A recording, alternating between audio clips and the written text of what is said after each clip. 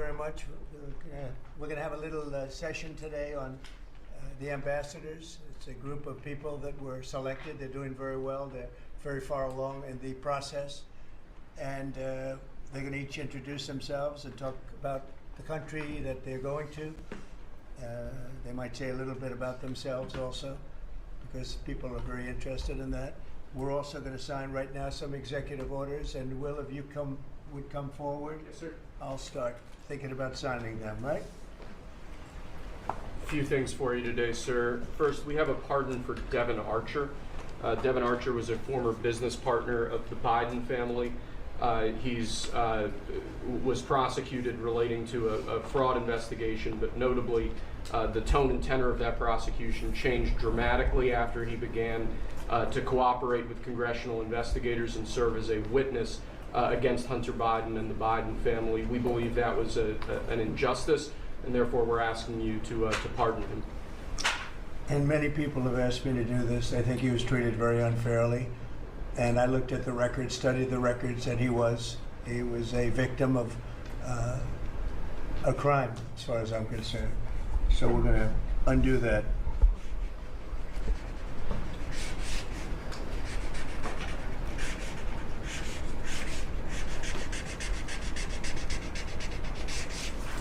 All right. That's Devin Archer. Congratulations, Devin. Next, sir, we have a presidential memorandum for your attention. This memorandum requires the immediate declassification of all FBI files relating to the Crossfire Hurricane investigation. This was obviously one of the instances of the weaponization of law enforcement powers of prosecution against you and others. We believe that it's long past time for the American people to have a full and complete understanding of what exactly is in those files. Which gives the media the right to go in and check it. You probably won't bother because you're not going to like what you see. But this was total weaponization. It's a disgrace. Should never happen in this country. But now you'll be able to see for yourselves, all declassified. Is that correct? Would you Yes, sir. say? All declassified? Yes, sir. Everything? The FBI file with there's a classified annex, but other than that, this we'll put everything in the public eye. Is anybody going to look? Huh? What about you? You going to look?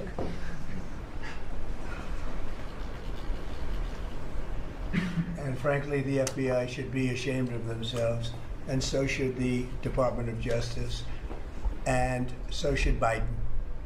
Okay? Next, sir, we have an executive order for your attention. We've taken action against a number of law firms that have participated either in the weaponization of government, the weaponization of the legal system for political ends, or have otherwise engaged in illegal or inappropriate activities. The law firm of Jenner and Block is one of these law firms. This is a law firm that, as you know, employed Andrew Weissman after he came off of the Mueller investigation. It's a law firm that's engaged in invidious racially and sexually discriminatory practices. It's also a law firm that has participated in the weaponization of the legal system against American principles and values, and we believe that the measures in this executive order will help correct that. And Andrew Weissman is the main culprit? He's certainly... With respect to this firm? He is one of a number of reasons that we believe this executive order is warranted. He's a bad guy.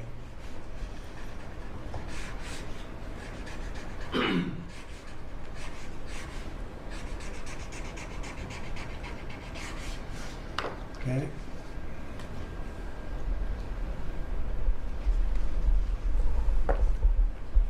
Next, sir, we have an executive order for your attention relating actually to government payments. Historically, checks issued by the Treasury are, I believe, 14 times more likely to become the subject of fraud than electronic transfer payments. This is an executive order that's going to push the Treasury Department to modernize its payment system to ensure that where possible they're using electronic methods of payment as opposed to paper checks in order to reduce waste, fraud, and abuse in the government, which is obviously an endeavor that we've been pursuing in numerous aspects of government under your leadership. It's basically modernization of equipment and methods, and it's something that really I think he's going to be a great Secretary of the Treasury wanted, Scott. And so we're doing this, and we have other modernization programs going on. We could let somebody else, whoever's next, whoever that may be, do it, but it's something that should have been done 25, 30 years ago.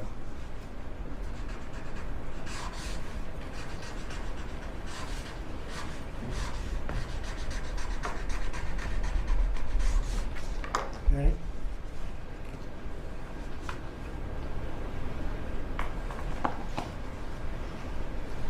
Along similar lines, sir, this is an executive order.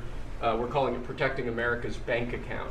The basic idea here is that instead of having lots of different departments and agencies and offices issuing payment, often without justification, often without any provided rationale, we're going to be centraling payment processes where possible in the Department of the Treasury and ensuring that measures are taken in Treasury against waste, fraud, and abuse to ensure that money that's leaving the public treasury is as protected as it possibly can be. All right, good.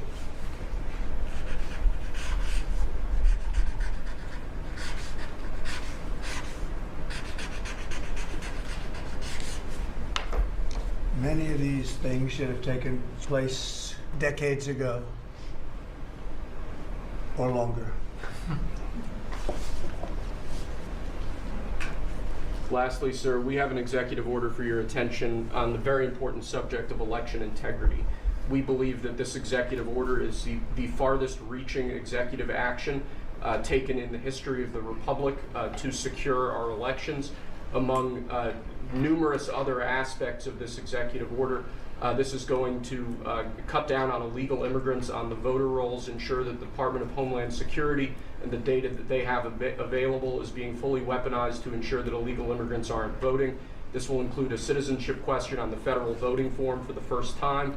This executive order instructs the EAC to cut federal funding to states that don't take reasonable steps to secure their election. This calls on the Department of Justice to vigorously prosecute election crimes, particularly in states that we don't believe are in compliance with federal law around election integrity. I could go on and on for a while, sir, but the compliance with National Election Day rules, cracking down and investigating and prosecuting foreign interference in our elections, revoking President Biden's Executive Order 14019, which essentially weaponized government to corrupt and pollute our election process. There's a lot in here, but we believe that these are very important steps that we need to be taking as an administration at your direction to ensure that our elections are as secure as they possibly can be. Okay, you all understand that? Yes. Mm-hmm. Election fraud, you've heard the term. We'll end it, hopefully. At least this will go a long way toward ending it. There are other steps that we will be taking in the coming weeks, and we think we'll be able to end up getting fair elections. Perhaps some people think I shouldn't be complaining because we won in a landslide, but we got to straighten out our election. This country is so sick because of the election, the fake elections and the bad elections, and we're going to straighten it out one way or the other.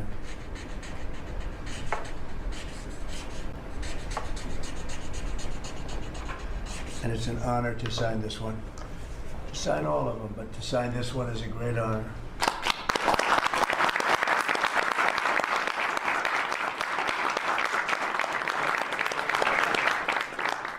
Thank you very much. Sorry, sir.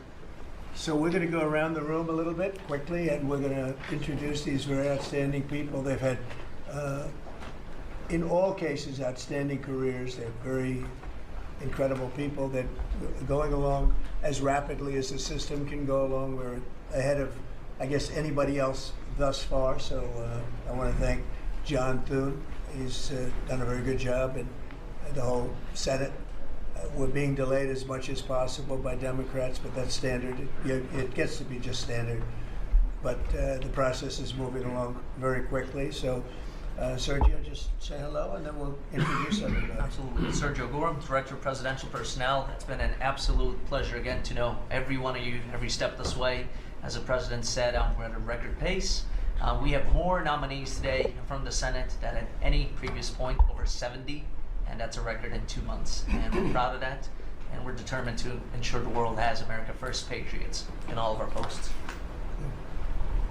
Charles Kushner. I'm going to France and Monaco, and I'm proud to serve under the greatest president of our country, very proud to serve. Thank you. Thank you, Charlie. James Blair, honored to work here in the White House as Deputy Chief of Staff. And Mr. President, I think that all of these successful people would want to go serve the United States under your leadership is a testament to your vision and leadership. Thank you, James. I'm David Perdue. I'm going to the People's Republic of China. And it's my honor to represent President Trump, the people of America, and represent our interests and values in China. I'm Leah Campos. I'm going to represent the President in the Dominican Republic. Mr. President, thank you for the honor to serve you in Macron. Thank you. Thank you. Mike Waltz, National Security Advisor. Look forward to working with every one of you on behalf of the President, his leadership, and the American Thanks, people. John Arrigo. I am going to the Republic of Portugal, and I'm very excited to do so and serve what I consider one of my closest friends and one of the best presidents this country has ever had. Thank you. Kevin Cabrera, nominated to be Ambassador to Panama. It truly is an honor, President, to be part of your administration. Thank you. Tom Barrack, nominee to the Republic of Turkey. Delighted and honored to be with you, Mr. President, in the host country, which is one of the most ancient in civilization, is in search for your peace, prosperity, and security program. Thank Good you. place. Mr. President, Good leader, too. yeah, Mr. President, thank you. It's an honor. I'm Pete Hoekstra, you know that, but I am going to Canada. Ooh. I look forward to serving you in Canada and your agenda. And you do a great job. Thanks, Pete. Ron Johnson, sir, thank you for the nomination to represent you and the United States to the United Mexican States. And I'm really encouraged by some of the conversations you've had with President Sheinbaum recently and to the increase in support that we've seen of her government along our border on the important issues. So thank you, sir. They have stepped it up a lot, Yes, sir. Mexico and Canada, so see how it works, right? Yes, sir. Thanks. Matt Whitaker from Des Moines, Iowa. I'm proud to, as soon as I'm confirmed, go represent you at the North Atlantic Treaty Organization. Thank you. George Glass, on my way to Japan. Previous administration, I served for you in Portugal. It is a great honor to be able to do this a second time. And thank you very for much. the opportunity. Thank you, George. President Trump, my name is Ken Howry. I'm your nominee to be Ambassador to the Kingdom of Denmark, a very close partner and ally. I served for you last time for the Kingdom of Sweden. I want to thank you for the faith you place in me as your nominee to Denmark. Thank you. Thank you very much. President Trump, thank you for the honor of a lifetime. My name is Stacy Feinberg, and hopefully I'll have the honor of serving in Luxembourg. And I think that this is the greatest presidency and the greatest time in history, and it's all because of you. Thank you very much. Nicole McGraw, nominated to serve in Croatia, and it's such an honor to be here with you today and to serve you and the American people. Thank you. Thank you very much. President Trump, thank you very much for your nomination to the Republic of Chile. And let me tell you, Border Patrol agents are so thankful for everything that you've done for them. But That man knows more about the border than anybody. I'm going to tell you. Thank you. President's a great honor. Thank you. Thanks, man. Good luck. Mr. President, Brian Birch, if I'm confirmed, I'll be representing you at the Holy See. And Catholics are very proud of your work. Your team is doing an excellent job, so thank you. Very honored to serve. Thank you very much. Mr. President, thank you again for the honor, the greatest privilege. My name is Summer Sparkus. I will serve this great man at the Republic of Malta. Thank you, sir. Thank you, Mr. President. Joe Popolo from Dallas, Texas. Very proud to serve you at the Kingdom of the Netherlands, the very first country to recognize the United States 250 years ago. Thank you. Thank you. Mr. President, if I'm confirmed, I will be representing you in the state of Israel. It will be an extraordinary honor, and you've done more for Israel than any president in any time of its history, and we are grateful. And I'm hoping I'll get to be there by Passover. Thank you, Mike. And Mike is an outstanding guy. They all are. Mike, I think he's going to do wonders for Israel. He actually probably gets along with both sides, and that'll be interesting to see. But the world is watching you, Mike, so good luck. Thank you, Mr. President. Good luck. You're going to do well. Thank you very much. Mr. President, thank you for this great honor to serve the Republic of Italy and San Marino. I'm so looking forward to going over there and working with that great ally, and for the pleasure to serve you. Your staff has been great working with us and have done a great job, and we really appreciate them. Thank you, sir, for pushing this along. And have a good time. A really good time. I'm Warren Stevens from Little Rock, Arkansas, and I have the honor to represent the President and the United States in Great Britain and Northern Ireland, and to be chosen to go to such an important ally of ours. I know certainly not looking forward to it, but thank you for the honor. You're going to do fantastically. These are tremendously successful people, and you two guys, and then you add on Mike. I think they have a little more money than Mike, but he's got some other advantages. He's got some other, like upstairs, he's got some big advantages. Yeah, he does. It's very exciting. It's really exciting to have all of you. Would you have any questions, media, for the people that you just saw? So outstanding, and I thought it would be nice to bring them before you. And so if you have any questions, please. I wanted to ask about the talks in Saudi Arabia. It sounds like you made some progress on a Black Sea ceasefire. Yeah. Could you update us on that? What happens now?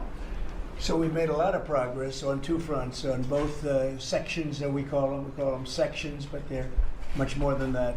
Russia, Ukraine, and also the Middle East, and we'll see what happens.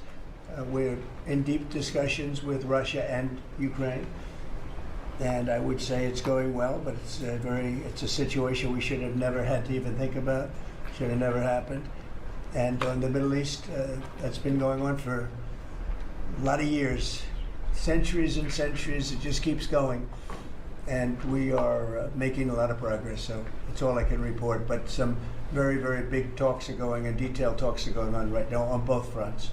Mr. President, you said that your national security advisor learned a lesson after a reporter. Excuse me, I didn't make you. Go ahead, please. Mr. President, the ceasefire agreement that was brokered today allows for third-party countries to help implement the agreement. What does that look like, and who's going to be involved? The ceasefire agreement? Yes, the maritime ceasefire agreement between Russia and Ukraine. Well, they're going to get together. Look, it's they agreed to something and it got broken. There's tremendous animosity. There's a lot of hatred, as you can probably tell, and it allows for people to get together, mediate it, arbitrate it, and see if we can get it stopped, and I think it will. That'll get stopped. What countries are you looking to work with, sir, to help implement and monitor that ceasefire? We have other countries involved, and they're involved very strongly in the process, and that'll be resolved. That's actually, as bad as it is, that's the least of the problems. So we'll get that resolved, and we are being aided by other countries too. Yes, please. Yes. Brian? Tomorrow, the subcommittee on DOGE is going to review funding for NPR and PBS. Now, every Republican president has always promised to take away this money that's going to these two public news outlets. If they're successful, I know Senator Kennedy has backed it, Marjorie Taylor Greene in Congress has backed it. Would you be interested in defunding and taking away taxpayer dollars to NPR and PBS? Well, I would love to do that. I think it's very unfair. It's been very biased for the whole group. I mean, a whole group of them. And frankly, there's plenty look at all the media you have right now. There's plenty of coverage. I was from a different age, and they spend more money than any other network of its type ever conceived. So the kind of money that's being wasted, and it's a very biased view, you know that better than anybody. And I'd be honored to see it end. We're well covered. Look at all the people that we have here today. We're well covered, and we don't need it, and it's a waste of money. Especially, I don't even know what DOJ's recommendation is. I assume their recommendation is to close them up. Well, after they hear all the testimony, I think they're going to make a decision relatively sooner than later. Yeah. But we'll see what that turns out. I can't imagine that they wouldn't, because they have found so much waste, fraud, and abuse. Hundreds of billions of dollars, and just waste, fraud, abuse. You heard yesterday some of the new things that were found. 22 billion just in environment. Billion. You know, if you had 22 million, Warren, it would be nice, but 22 billion put into environmental accounts. One was 2 billion into one account, Stacey Abrams, where they had $100 in the account. And just before I came in, they put $2 billion. And you guys are looking, so you mean 2 million or maybe 200,000? No, $2 billion were put in the account. What do you think of that, Mike? Do you think that's a straight deal? 2 billion? Just write me the check, Mr. President. I'll take it with me to Israel. It's it's a horrible thing, and we have so many of those things. So they've done an incredible job, and the country wants to hear it. I think Doge is actually very popular because of what's happening. They're hearing about all of these scams and for big money, tremendous amount. And when you add it up, just hundreds of billions of dollars being wasted, and much of it's fraud. You know, we talk about waste. And it is waste and abuse, but a lot of it's fraud. Can I follow up on something? Yeah, go ahead, Brian. I just want to follow up on that. If Planned Parenthood is defunded, would you look into the harvesting of baby organs that they've done throughout the years and maybe go after some criminal prosecution on that? Well, I think you're talking about a subject that is a heated subject, and we'll look into it. We're going to look into everything, but that's certainly a subject that's been debated for a long time, and we will look into it. Yeah. Mr. President, some senators have expressed hope that the White House will support a rescission package to codify some of the Doge cuts into law. Where does the White House stand on that? And are you making progress? The which package? A rescission package to codify some of the Doge cuts into law. You know what? It would be great.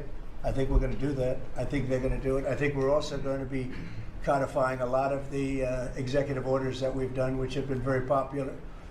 And we're looking at one, I will tell you right now, that I think perhaps will be controversial, but not with the people, and that's sanctuary cities. We're going to end sanctuary cities for some of these jurisdictions that aren't cooperating with law enforcement.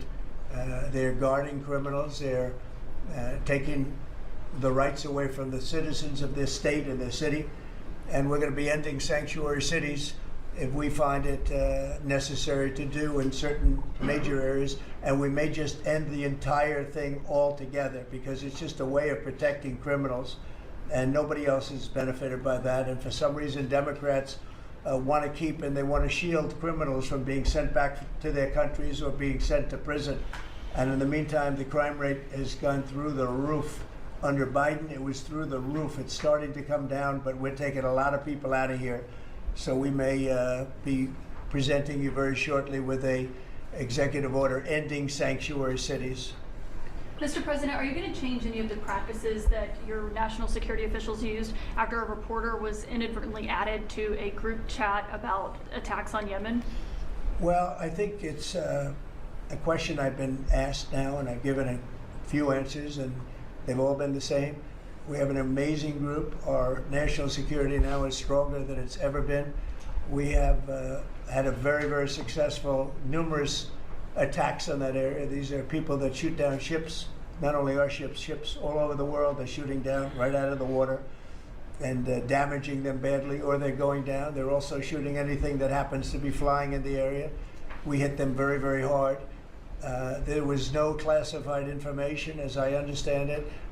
They used a app, if you want to call it an app, that a lot of people use, a lot of people in government use, a lot of people in the media use. And I think I'll ask Mike. Mike is here. Do you want to respond to that, please? Yes, Mr. President. You asked about lessons. I think there's a lot of journalists in this city who have made big names for themselves, making up lies about this president, whether it's the Russia hoax or making up lies about Gold Star families. And this one in particular, I've never met, don't know, never communicated with, and we are looking into and reviewing how the heck he got into this room. But I'll tell you what, the world owes President Trump a favor. Under Biden, global shipping was shut down. Pinprick attacks, months between them, our destroyers being fired upon dozens of times. President Trump took decisive action with his national security team, took out the head missileer, knocked out missiles, knocked out headquarters, knocked out communication sites. And for once, as we hear, as you all hear from every one of our allies, thank God for American leadership again. Thank God for American strength. You're welcome, and look, we had a national security team that was coordinating these efforts. As Director Radcliffe testified today, his first day on the job, he was introduced to this app on his government systems at the CIA and at the State Department and otherwise. So look, this journalist, Mr. President, wants the world talking about more hoaxes in this kind of nonsense rather than the freedom that you're enabling. And a key part of our sovereignty is open sea lanes and knocking the crap out of terrorists, which is exactly what your team and Pete Hegseth, a good friend and fellow veteran, is leading the charge on, and it's an honor. We had a very, very successful, we had a very, very successful evening, and we've had numerous successful evenings and days in that area. The Houthis are absolutely on the run. The worst of them has been killed. This should have been done a long time ago by Biden, but Biden was an incompetent president. He couldn't do anything. He didn't know where he was going. He had no clue. This guy had no clue. This should have been done a long time ago. As they shoot missiles at ships, randomly shoot missiles at ships, and they make their own missiles. You know, this is not an incompetent group of people. They make their own missiles. They get the missiles also from Iran. It's an offshoot of Iran, another offshoot. You have Hamas, you have Hezbollah, you have the Houthis. You got a lot of stuff going on with Iran. And we sent a letter to Iran. You're going to have to be speaking to us one way or the other pretty soon, because we can't let this happen. But that's an app that a lot of people use, and somebody got on. I mean, I happen to know the guy's a total sleazebag. The Atlantic is a failed magazine. Does very, very poorly. Nobody gives a damn about it. This gives it a little bit of a shot. And I will tell you this, that they've made up more stories, and they're just a failing magazine. The public understands that. He's a very good man. That man is a very good man right there that you criticize so strongly. He's a very good man, and he will continue to do a good job. In addition to him, we had very good people in that meeting, and those people have done a very, very effective job, and you're going to see it. And it goes on, by the way. It's going to go on. And I think the Houthis wish that it didn't happen, but that's what it's all about. We have to create a safe country, a safe world, and that's what we're doing. Do you worry that national security was put at risk, Mr. President? Of senior officials using Signal. Do I plan to ban who? The use of Signal to communicate from senior officials. Well, I don't know I don't know anything about Signal. I wasn't involved in this, but I just heard about it, and I hear it's used by a lot of groups. It's used by the media a lot. It's used by a lot of the military, and I think successfully. But sometimes somebody can get onto those things. That's one of the prices you pay when you're not sitting in the Situation Room with no phones on, which is always the best, frankly. But you know, the best is to be there. In fact, oftentimes I've been in fact, just last week I was in the Situation Room with something very important, and we had a couple of people hooked up by line, and I said, cancel the line. Sorry, fellas, what you do is we'll tell you all about the meeting, because I know people do get on those lines, whether it's Signal or anything else. Yeah. So are you going to change any procedures as a result of this? Well, I mean, look, we look at everything, and you know, they've made a big deal out of this because we've had 2 perfect months. We are bringing in business. We have another one announced tomorrow, a big one, very big. Like in the history of our country, nobody's ever seen anything like it. And I think probably a lot of people are saying they started by saying it was the greatest first month that a president has ever had, and I think that's true. And now they say it's the best second month, and they had to find something. And this certainly will look at this, but the main thing was nothing happened. The attack was totally successful. It was, I guess, from what I understand, took place during, and it wasn't classified information. So this was not classified. Now, if it's classified information, it's probably a little bit different. But I always say you have to learn from every experience. I think it was very unfair the way they attacked Michael. He's a good person. The person that was on just happens to be a sleazebag, so maybe that's just coincidence. I don't know. But you are going to conduct would an it be a investigation, problem if the Atlantic released all the text messages if they're not classified? Well, I don't know. I'd have to ask the military about that, because you know, maybe you wouldn't want that. I don't know. I will say this: that from what I heard, the man that we're talking about, who's not somebody that I don't think most people have ever heard of, he left. He found it very boring, and he left early. He got off the line very early. So I can't speak to it other than that. So he's made up a lot of stories, and you know, I think he's basically bad for the country. But it's a failing venture, very failing venture. They're very upset, and a thing like this is publicity for them. But I don't think we should allow people that are very good, like that man sitting right at the end of the table who's done a great job. We shouldn't allow them to be hurt by it. Mr. President, can I follow up on that? Can I follow up on that? Are you saying you're okay with the continued use of Signal by administration officials No, for that's not what I sensitive? said. I said we'll look into it, but everybody else seems to be using it. It seems to be the #1 used device or app, whatever you want to call it, and we will certainly look. If it was up to me, everybody would be sitting in a room together. The room would have solid lead walls and a lead ceiling and a lead floor. But, you know, life doesn't always let you do that. In the meantime, the attack itself that we were talking about and discussing has been an unbelievable success. But you will conduct an investigation, is what you're saying into this. We'll look into it, sure. Who's going to lead that investigation? I want to look into Is that the FBI? Or anything like that. I would ask them. It's not really an FBI thing. It's really something having to do with security. Security, like, will somebody be able to break in? Are people able to break into conversations? And if that's true, we're going to have to find some other form of device. And I think that's something that we may have to do. Some people like Signal very much. Other people probably don't. But we'll look into it. I think, Michael, I've asked you to immediately study that and find out. If people are able to break into a system, now in this case it wasn't that this attack was going on and nobody found out anything. And again, the person that was on, as I understand it, he left very early because he didn't find it very exciting. But I think it's something you should look into. Yes, sir, we are. We have our technical experts looking at it. We have our legal teams looking at it. And of course, we're going to keep everything as secure as possible. No one in your national security team would ever put anyone in danger. And as you've said, and we've repeatedly said, the attack was phenomenal and it's ongoing. But the media wants to talk about everything else except for the hostages you're getting out of the Middle East, Iran on its back foot, sea lanes getting reopened, peace in Europe. As we just saw today with a Black Sea ceasefire, we were just on with Steve Witkoff, myself, our team in Saudi Arabia. They want to talk about all this other stuff except for your amazing successes and the successes of your team.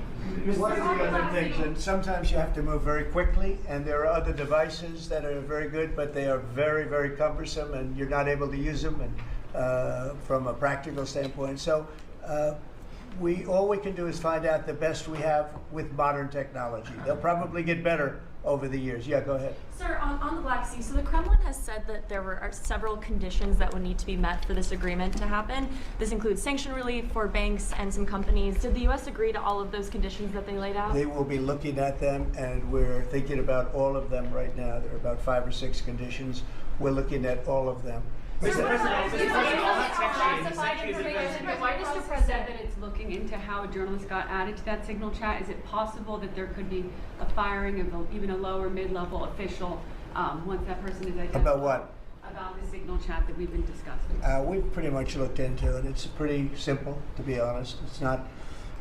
It's just something that can happen. It can happen. You can even prepare for it. It can happen. Sometimes people are hooked in and you don't know they're hooked in. They're hooked into your line and they don't even mean bad by it. But it's not a perfect technology. There is no perfect technology. The really good ones are very cumbersome, very hard to access.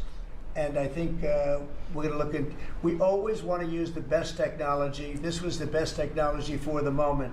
But again, it wasn't classified, so they probably viewed it as being something that wasn't that important. And it obviously, with the attack being, I mean, I don't know if it's been read out to you yet, but that attack was a tremendous success for the U.S., a tremendous success. Who said the information was not classified? Do you think that Mike Waltz made a mistake, and does he need to apologize?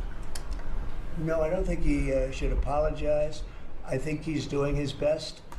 It's equipment and technology that's not perfect, and probably he won't be using it again, at least not in the very near future. What do you think? Yes, sir. I agree with you. Let's get everybody in the room whenever possible. A lot of times you find out defects by exactly things like that, but I don't think it's something we're looking forward to using again. We may be forced to use it. You may be in a situation where you need speed as opposed to gross safety. and you may be forced to use it, but generally speaking, I think we probably won't be using it very much. Mr. President, the Secretary of Defense, on that train, the Secretary of Defense, Pete Hegseth, and J.D. Vance, the Vice President, said that the Europeans were freeloading. Do you agree with that assessment? Do you really want me to answer that? Yeah, I think they've been freeloading. The European Union's been absolutely terrible to us on trade, terrible. And as you know, NATO, I got them to pay hundreds of billions of dollars. They were way behind. And if you look if you look at Ukraine, so we're in for $350 billion because of Biden. Should have never happened, this war. All these dead people should not be dead. All these broken cities that are demolished down to the ground, those gorgeous towers, the most beautiful in the world, the most beautiful spires in the world. The spires in Ukraine were said to be the most beautiful of all. Just about every one of them is lying on its side in a million pieces. It's so sad to see what's happened to a heritage. No, I think that when they say the European Union and you could say NATO also. Look, NATO, and I don't blame NATO for this. I don't blame Europe for this. I blame Biden for the fact that he didn't make them equalize. And to this day, I said to him, "You got to catch up. You got to equalize." But why are they in for $100 billion and we're in for possibly $350 billion? It shouldn't be. It shouldn't be. And you could say more important for them because we have an ocean in between. So you know, it's one of those things. You'll be seeing Liberation Day. I call it Liberation Day in America. You're going to be seeing it on April 2nd. Didn't want to do it on April 1st for the obvious reason. April 2nd, but you'll be seeing tariffs. And I think I've been very fair. I have them set, but I think I've been very fair to countries that have really abused us economically for many, many decades. But Mr. President, who told you that information was not classified? Which of your national security advisors Just told you following that? up on your comments on the economy, there is reporting that consumer confidence fell for the fourth straight month. What is your message to Americans who are concerned Well, about? I know this, that for the first time in like 50 years, right track, wrong track, we were on the right track.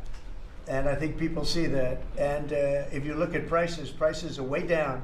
You know, when I first came here, the first time I met with you people officially, they were screaming at me about eggs. I said, I've been here for a week and I'm being yelled at about eggs. Egg prices have come down 45–50% in the last week and a half. And our Secretary of Agriculture has done a great job, as you know, Brooke. She's done a fantastic job, and others working with her have done a great job. But we brought eggs down at a level that nobody thought we could get at. I inherited that situation, and I inherited a grocery situation. The groceries went way up, an old-fashioned word, but it's a very descriptive word. Groceries have gone through the roof. And I used to campaign on it. I used to say we're going to get groceries down, and we have got it down. I watched a certain newscast over the weekend, and a congressman, Democrat congressman, said, well, Trump's done a lot, I agree. He's been great on the border, he's been great on the military, but you know he hasn't brought prices down. That's false. Gasoline's way down. Eggs are way down. Groceries are down, very substantially, but down. Almost everything's down. Now, I'd like to see interest rates come down a little bit, and you're going to see billions of dollars, even trillions of dollars coming into our country very soon in the form of tariffs, because we were abused by presidents, and frankly, in all fairness, it wasn't their expertise, but they had no idea what they were doing. Mr. President, you say tariffs will create more jobs here in America. Oh, so yeah, sure. Which So states? I agree. It'll create a lot of money and more jobs. But if you look, so in the last, these gentlemen would know about it, and ladies, because some of the ladies are great businessmen in this room that are becoming ambassadors. Great, really great, top of the line. When you look at the number of companies that have said, like we're close to, I would say close to $4 trillion. We never had numbers like that. The #1 chip maker in the world from Taiwan coming in with $200 billion. We have Apple. Look at Apple. $500 billion. $500 billion. They're going to build plants all over the United States. They were all being built in China. You have many, many companies, and maybe above all, you have the car companies coming in at levels that nobody's ever seen before. We have Honda is opening up one of the biggest plants in the world in Indiana, and many car companies are coming in. We have AI. We're leading China by a lot in AI, and we're going to keep it that way because we've made it very good for them, and we're going to protect them. Once they're here, we'll protect them through taxes, through incentives, and also through tariffs. Thank you very much, everybody. Thank you very much. Thank you.